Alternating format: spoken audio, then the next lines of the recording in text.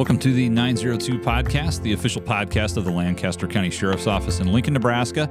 I'm Captain John Vick, and I want to thank you for listening. This podcast will give you an inside look at LSO, with topics and guests to discuss public safety issues impacting Lancaster County. Be sure to follow the 902 Podcast for highlights on news, cases, and the people working for you at LSO. You can also follow us across social media at LSO Nebraska on Facebook, X, Instagram, LinkedIn, and YouTube.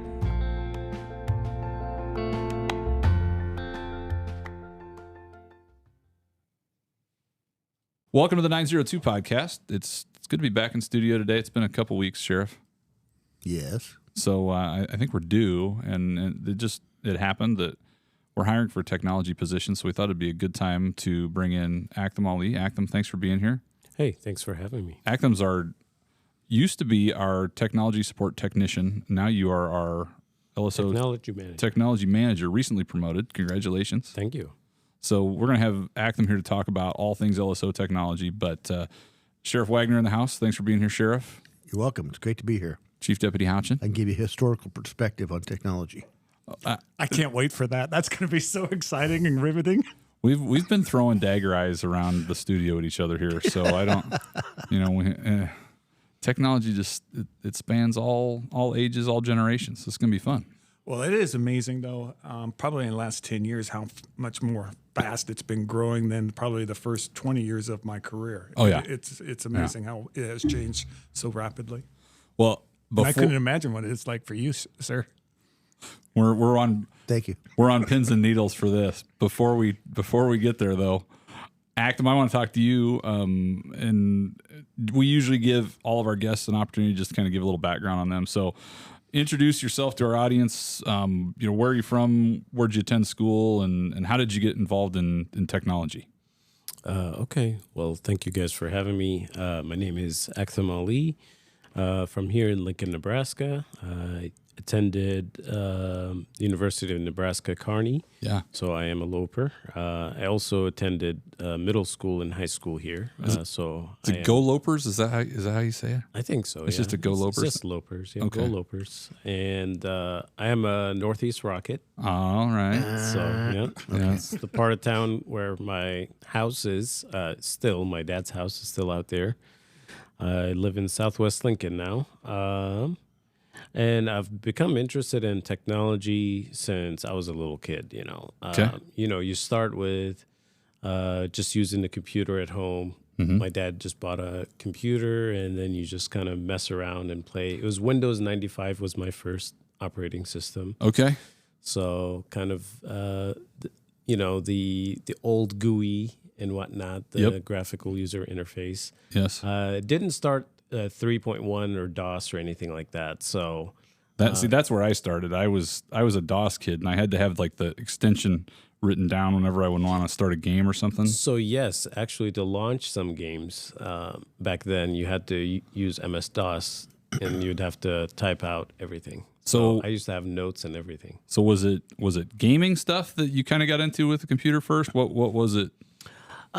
Yeah, for the most part. I mean, my dad, when he bought us the computer, we didn't have internet access at home right away. This is in like 95. Yep. So we got internet in either like 96 or 97. So I would go to the university with him where he worked, and they had internet access, and I would get like cheat codes and stuff for the video games. Whole new world. So it was just really interesting.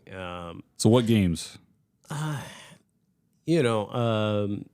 I had a Sega Genesis. Okay. So like the Sonic games and whatnot. On the PC itself, I mean, it may sound bad nowadays, but I would play like Doom. Mm-hmm.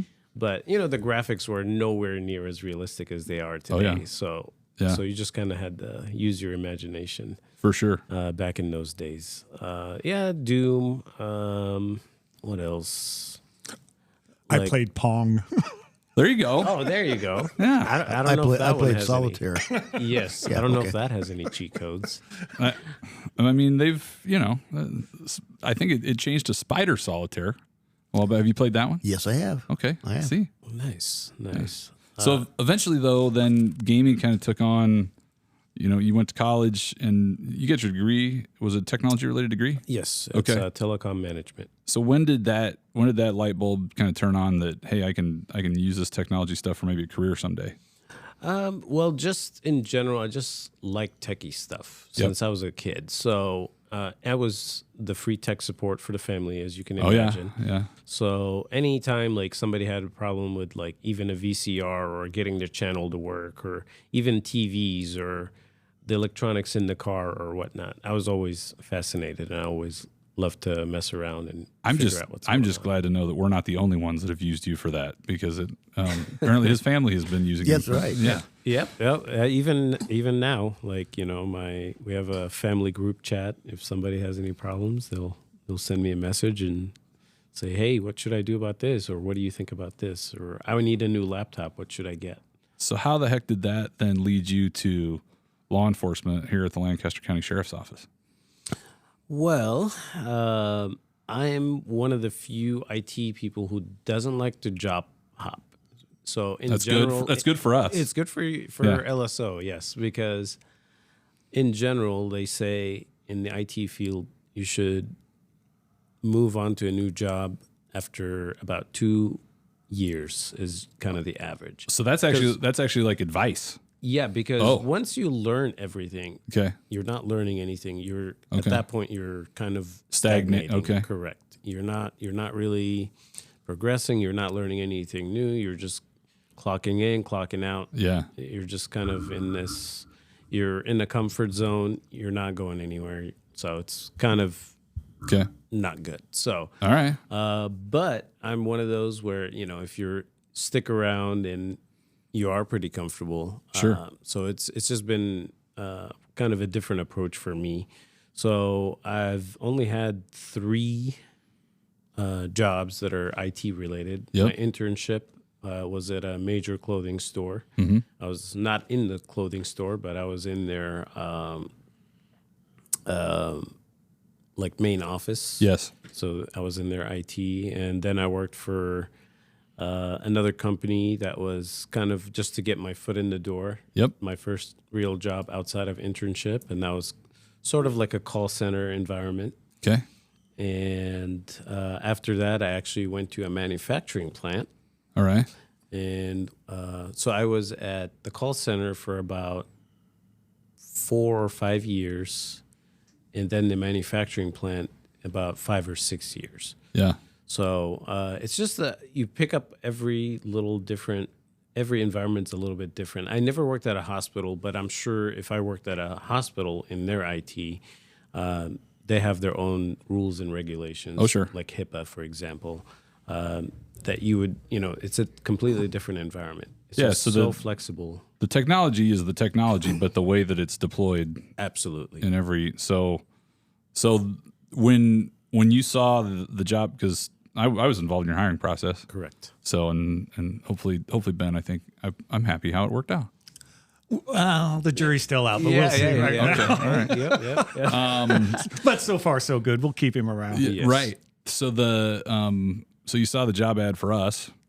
Correct. Yeah. At the time, I was, to be honest with you, I was happy at my position, but just the way it was around COVID days, and a lot of things were shifting. Yeah. And the business decided to, if these guys can work remotely and work from home, they started hiring more and more people from outside the country. Right. So I was probably okay because I'm physically needed here at the manufacturing plant.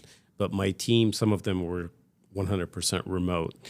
And I just kind of got a little bit worried. Sure. You have a family, you don't know what's going on. At the time, nobody knows what's going on with COVID. It is at the end of the world. Yep. And we just looked for something a little more secure, and I just happened to run into this job opening. I said, well, I'm going to apply and see what happens. I remember I took the time on a Saturday. You have to register. It is a long process. So if you are going to be applying for this position, which we'll talk about later, just please take your time, fill out the questions. This will give you the best odds of being selected for interview. So well, and there's some background questions and things. I mean, it's not your run of the mill. Just maybe run of the mill is a bad word. It's not your private sector corporate type of position. It's just a little bit different because it's in public safety. Absolutely, yeah. So it's not. Yeah, please don't just attach your resume and just say see attached. If you do that, you're not going to get a call back. Right. Fill out the application. We'll talk about that here in a little bit. If you want a challenging career, a career where you can make a difference in your life, your family's life, and the lives of those in your community, come and join the Lancaster County Sheriff's Office. To learn more or to apply, visit us online at www.joinlso.com. Sheriff, I was in an interview with you, and I don't know if you remember this, but I think it was maybe when I was on the list for sergeant or captain. I can't remember, but it was over 10 years ago. And I asked you what you thought as the sheriff, what you thought was the biggest challenge for the Lancaster County Sheriff's Office over the next 10 years. Do you remember what you told me? I would imagine technology. Technology management is what you said. And it's I was a smart guy back then. I think so. Yeah. I think you nailed it. Well, if you'd have said hiring on top of that, you'd have been all over it. Well, and then hiring for technology management, we're right. Here we we're are. really full circle. So that's really what we wanted to talk about today was really just technology in general at the sheriff's office. But that's looked very different over the years. You started as a dispatcher here at the sheriff's office in 1976. So what was the technology landscape when you started as a dispatcher for the sheriff's office in the 70s? Well, we didn't have any computer. Well, the only computer we had was the NCIC computer, which was just about the size of a Volkswagen. Okay. And it sat in the corner of the room, and you had to, if you got a request for an NCIC query, you had to go type in the information, and then it punched holes in a tape, a little yellow tape. Then you had to feed the tape into a reader, and it sent it to wherever you wanted to go. Okay. So we had a manual typewriter to keep a radio log. Yep. And then we got the IBM Select with the little round ball, that. Oh, with all the characters on it. All the characters on it. And the IBM Select was a really. Did it have correction tape? It did. Awesome. Yes. And that was cool, but we used a lot of whiteout back then. Anyway, dictating reports was on a floppy disk. Okay. And we had one machine to dictate reports on. So if you had a busy night, you wanted to get in the office and get your report dictated before the other guys got in because you were going to sit there and wait a while they dictated their reports. Sure. So, yeah, and things just evolved. Yeah. Then when did we get computers in the cars? Wow. Well, I remember our first computers were an internal system, the green screen, that for our internal NCGIS or CGIS system. And that was in the 91, maybe 90, 91. Okay. I think I was off the road before we had MDTs. Okay. Because I started in 93 and we didn't have any of that we didn't stuff. have MDTs. Not mobile in the cars. No. Okay. No. You had to have I can remember having a suction cup with the paper on there, trying to write down the address and trying to, if it was one that you weren't used to, you're getting into your book and trying to figure it out instead of look at your map. Yeah. Yeah. Instead of just putting it on your phone and having somebody tell you where to go and turn. It's a little different these days than it was. When I started in 06, 07, and we had, it was a data radio. And so you had the tough book in your car, but it wasn't like a full internet connection. And I think you could see maybe like the most recent, like the 8 or 10 last 10 calls for service, very limited, call information. We had computer aided dispatch, CAD, what we call that, but it was very early technology for that sort of stuff. And and now, well, dispatch used to, when I started, they'd 911 to get the call. They'd write stuff down on a card, put it on a conveyor belt, and send it down to the dispatchers to read it. It sounds like the restaurant where they bring you your food, like on the little model train. Yes. Kind of like that. Kind of like that. Just, Okay. just like that. Yeah. All right. Well, we started. This was kind of a part-time position, I think, with a lot of our technology stuff. Jim Baird, we had him on the podcast a year or two ago. Yep, and he was doing our mobile data stuff. Yes. Jim, before that, we had created the electronic evidence position, Yes. mainly thinking it was going to be about 75% internal maintenance on our laptops and our mobile data terminals, and then about 25% investigative work, and that flipped in a heartbeat. Okay. And the electronic evidence unit just exploded and that sort of thing. And so then Jim was still doing some work on the MDTs. Various other people were doing things technology-wise, a little bit here, a little bit there, a little bit here. And what we figured out was that we had about 7 people devoting a whole bunch of time to the technology world that could support a full-time employee. And that's when we hired Chris Laird to be that technology manager. So that was around, I think, circa 2014-ish, because he just retired with 10 years of service. Exactly. 2014 is about right, 2013, 14. And so he was our first full-time technology manager. And so that's the way that looks. I mean, we have a city and countywide information services, IS is what we call them, and they obviously support us with internet networks and things like that. Actum, you work pretty closely with them today. Absolutely, yeah. But this was our first kind of in-house IT support help desk, providing strategic advice on what we should be buying for computers and all that sort of thing. Well, the one thing is when we had an issue, we didn't want to have to sit and wait for an outside agency to come in and take care of it. It was nice to have it in-house so that we were their number one concern and they were taking care of us. Yeah, we're their only customers. Well, and like Actum said earlier, the technology is the technology, but there's nuances to every profession.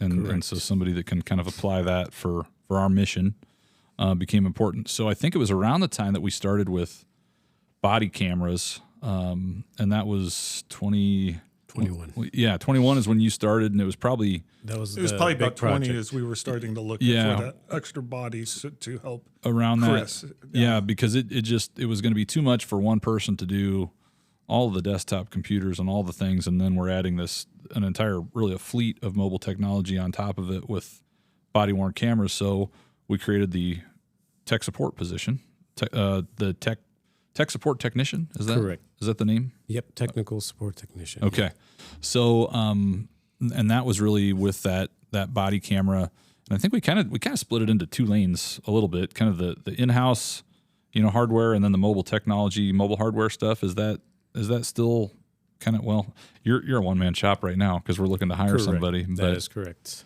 But was that kind of, that was a lot of what you had when you started, and we did work issued cell phones too. Yes. So initially, the big project for me was rolling out body cameras. Yeah. So we did have WatchGuard in the cruisers where they're recording.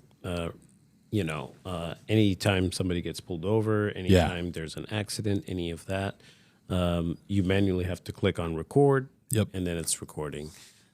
Also, you have something called record after the fact. But that was it in general, or when you turn on your lights.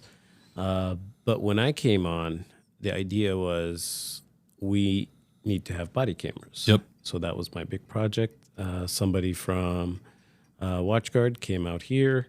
They got everything set up. Everything is on-prem for us, so he gave us some tech training also. He was here for about a week or 2, if I remember correctly.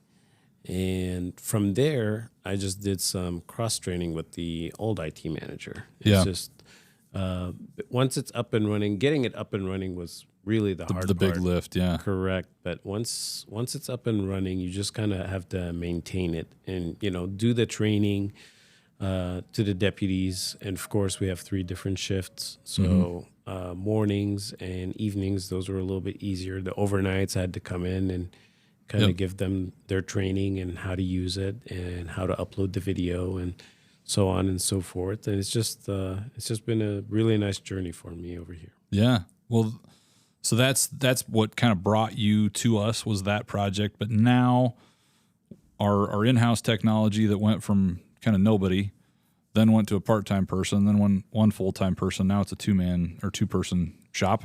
Yes. And it's definitely a two-man shop. And if we want to expand and add more and more projects, potentially more. Well, and to the sheriff's point, that's, what's the biggest challenge is technology is one of the biggest growth areas. I mean, just because it continues to just grow exponentially. Yep.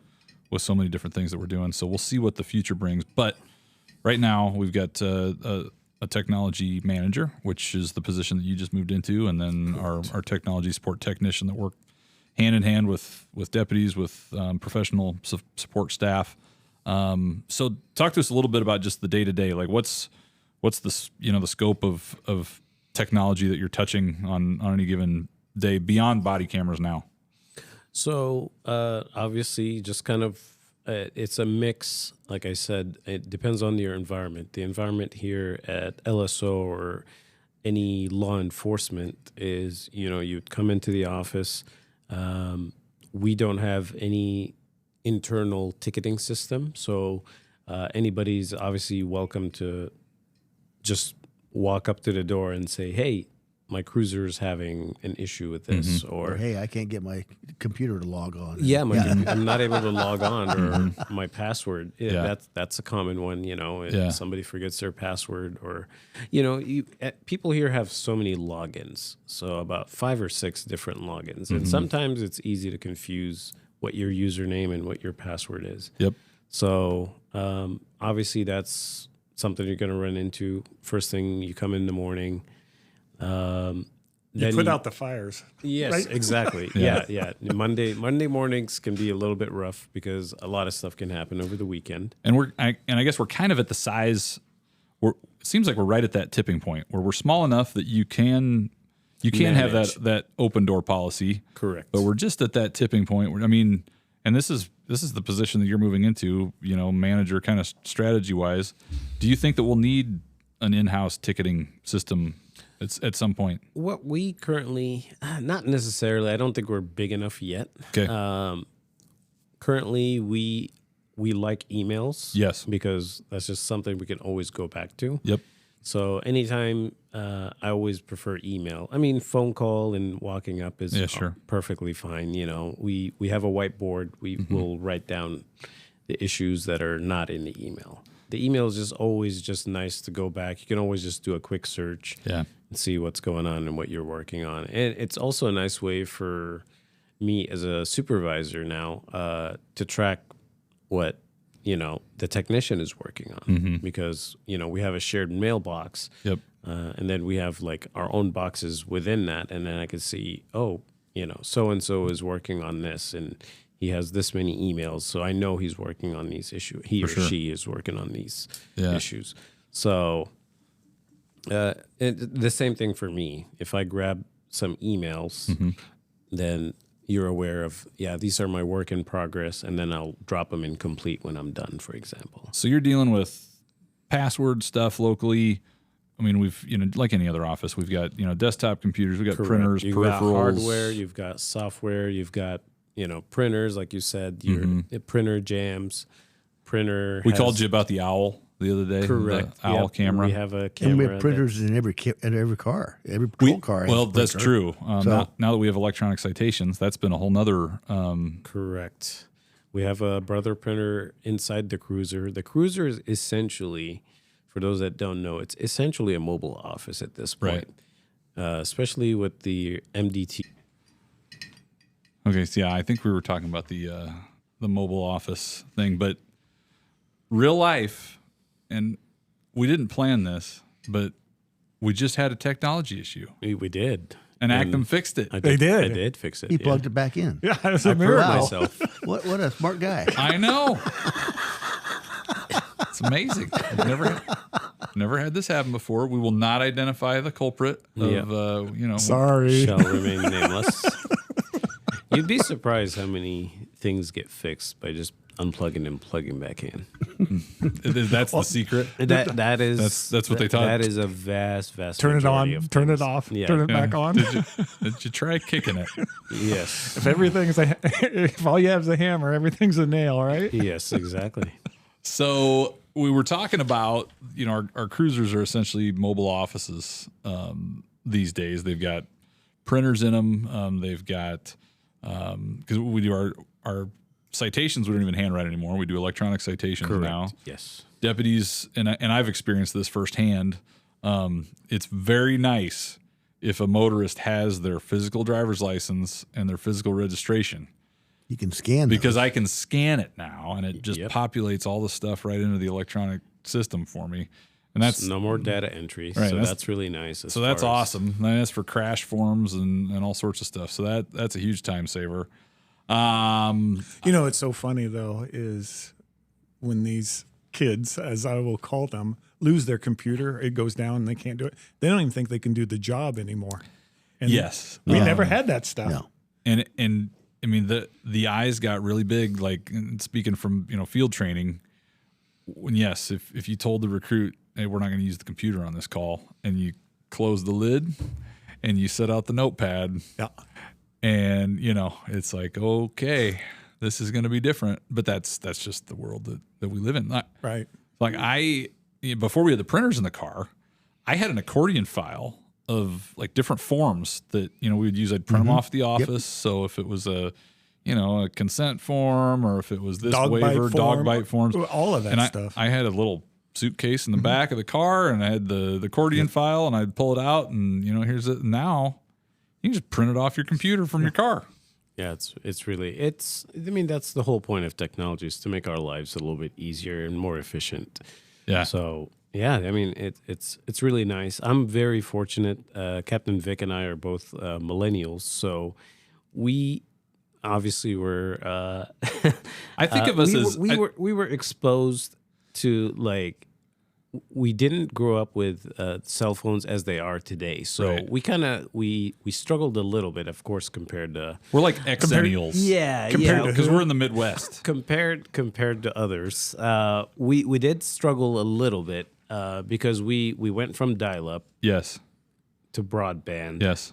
So that was a huge change. We went from physical media to streaming. But we still remember how to use a rotary phone. Correct. We even having a home phone. Right. My daughters, for example, they don't know what a home phone. We have like the fake toy ones. Yes. I'm surprised they know how to work it. So they must be like in the music videos. Well, they know how to work the toy. I don't know if they would know how to use the real thing, but yeah, I mean, like they knew that it was a phone. So that was really funny. So they're always doing like pretend. I was like, where you've never seen that thing before. Yeah, so. it's a lot of changes. Yeah. So Yep. We'll get into the tech support position here in just a minute, but let's talk about new technology that's on the horizon a little bit. Ben, I know we're working on license plate readers. Oh yes, we've got some that are deployed, but we're looking to leverage that technology a little bit more with automatic license plate readers in more kind of fixed locations. And what that does is it allows, we had a previous episode that was on license plate readers specifically, if you want to go back and listen to it. But it again uses that technology to make our lives easier. We could have a deputy sitting at a spot on the highway, but that's an awful lot of salary benefits and taxpayer dollars just to pay a human being to sit someplace and write down all the license plates. And then, you're interjecting all sorts of human factors into that versus just having a license plate reader that can be there to check for. Doesn't need to sleep, doesn't need to eat, doesn't need to use the restroom or anything. It's just there and going. Warrants, expired license, all the things. So it's certainly helpful technology. Radios is another, big one when we're making changes on that. We've got mobile radios, portable radios. We just recently tested some new Motorola radios, Ben, to help us out with some coverage spots. Yep, Smart Connect. So our radios in the future, hopefully short future, if they're not able to find a tower in whatever location they're at, they can actually borrow off of Wi-Fi. They can borrow off of LTE cell phone networks. So pretty cool stuff there. The only thing is with all of it, it's expensive. It's very expensive. When we start looking at, we want to do a new body camera program and get that up and going, and then you have your license plate readers, you have your electronic evidence units and all those things that cost money. And it's just now the radio's on that. And we have to be smart because, there's a lot of bells and whistles that cost a lot of money. And we just have to look and make sure we are getting what we need and keeping the taxpayers in mind so that we get what the deputies need to do their jobs, but we're not wasting money. Well, and just like anybody that's sitting at home listening to this, whether it's their car or they're listening at home, your cell phone that's in your hand is good for, if you're lucky, 3, 4, maybe 5 years. And then the technology's outdated. And then, you got to go buy another one. And we face the same. You can go a little longer, John. Sometimes on purpose. They'll slow down your old device. Yeah, whether it's on purpose or not. I mean, Ben, you were hanging on to the jitterbug for a while. Yes.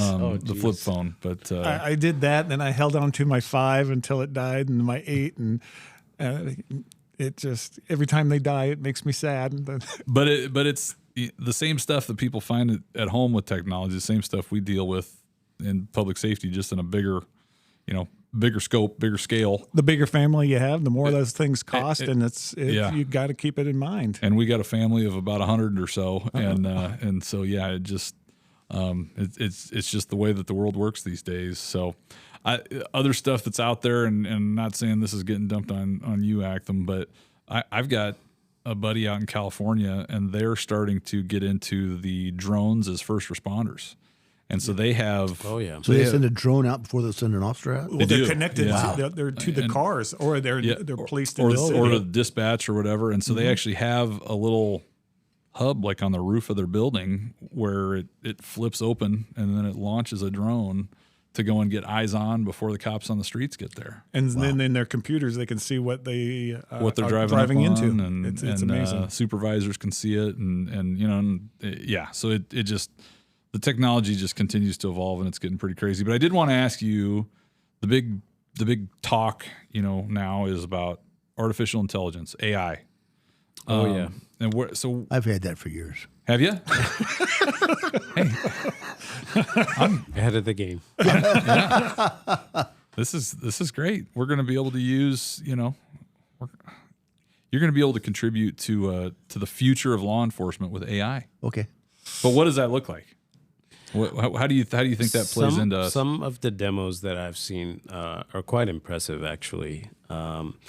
So Axon has, not that I'm advertising for them, but they have really nice tools when they're watching, for example, their video and you want to redact something. Yeah. Or you want to blur somebody's face, Mm-hmm. or you want to hide a license plate.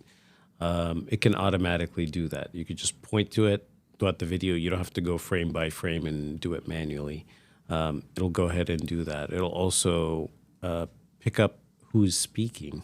Right.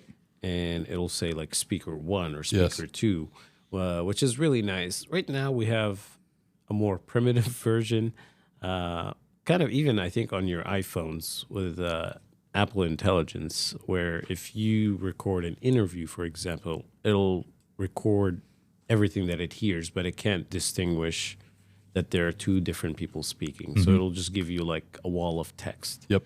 But it's better than nothing. It's rather than somebody having to sit down and to type out everything. Oh, for sure. It's kind of over there. It's not 100%, of course. It's just always good to review. But it's really nice if you do like an hour recording and you just want to hear a specific word, say blue. You type the word blue and you find and you search where it was, and it'll tell you exactly where it was in the interview. Well, there's some camera systems you can sit there and type in blue car, and it will show you all the blue cars, so you don't have to watch hours and hours of film. And it's only getting better. Yeah, and another scary thing is what I've heard is being able to complete police reports off body camera and what cameras are seeing and write that. And I don't. That to me is. It's getting out there. It's getting out there, and you're signing a thing that you didn't write, and it's an interesting concept. Though. But certainly, I mean, back the transcription thing, Sheriff. I mean, you talk about going from having to be first one in line in the door, to get your report transcribed, and now we're almost to the point. I mean, you hate to have anybody's job replaced by a robot, but that's kind of where we're at. Like when it comes to transcription. Well, yeah, I mean, and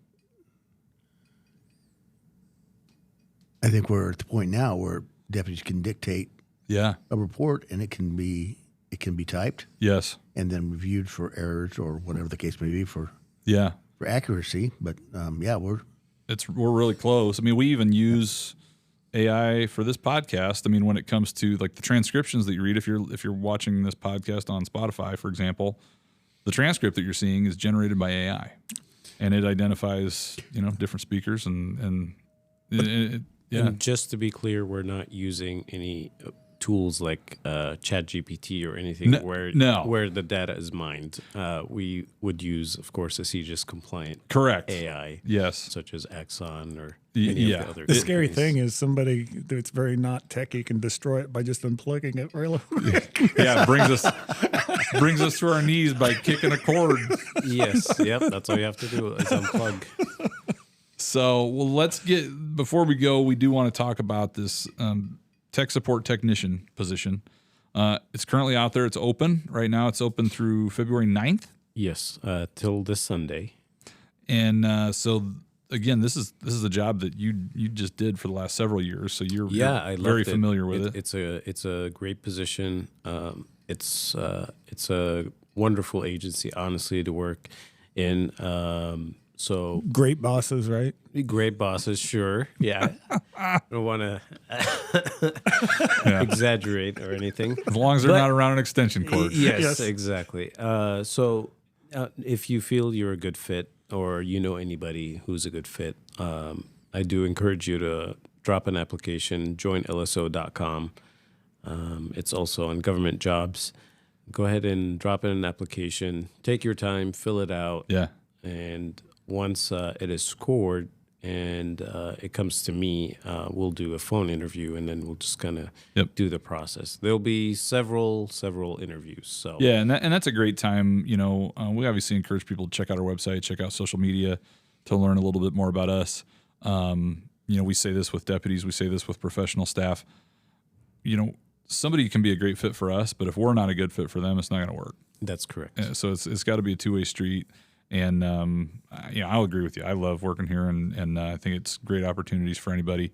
But we want somebody that's here to serve, something that's bigger than themselves. And this is a very customer service type position.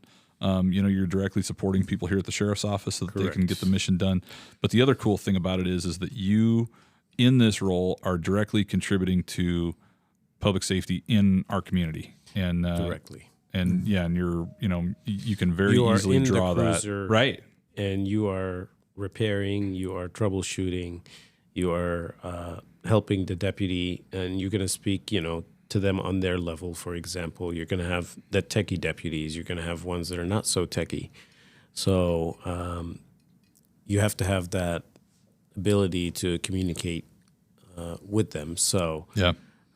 I really encourage you, if you think that you're a good fit, to drop an application, take your time, fill it out, and if your values align with LSOs, we'd love to have you here. Well, then one thing you said earlier is learning new things. And in the private sector, there's not a lot of body cameras, there's not a lot of in-car cameras, and there's not, you're going to learn a lot of different things that you probably would never be able to get involved in. Correct. Yep. In the private Especially sector. if it's your first government or law enforcement job. If you're coming from the private sector, there'll be a little bit of a learning curve. Yes. But as far as the computer, that's not really going to change your Windows 10, your Windows 11. That's going to be the same anywhere you go. Just like I said, if you are at a hospital, your protocols and your policies are going to be a little bit different than if you're working at an accounting office, for example. So just be prepared to adapt. That's the most important thing. Well, keeping us safe from viruses and all that is so important, because you could very much really put us to our knees, and if something bad happens. So I know you're always concerned about that and working with IS to make sure that nobody gets into our infrastructure and does damage. Yes, yep, absolutely. Sheriff, closing thoughts? No. Okay. Appreciate you putting up with some of my technology jokes along the way. It's groovy. I like it. It's a lot of experience. I like Sheriff has experienced all sorts of. He knows technology. a thing or two because he's seen a thing or two. So Yes. yeah, for sure. Well, Actum Ali, we're glad you're here. We're glad you're on our side. And, Thank you so much. Thank you all for having me. Yeah. This was a pleasure. Outstanding. Well, apply, joinlso.com if you're interested in that tech support technician position. Closes February 9th. And if you got questions, feel free to call the office, 402-441-6500, and we'd be glad to answer any questions you have. Also, you can find us online, social media at LSO Nebraska.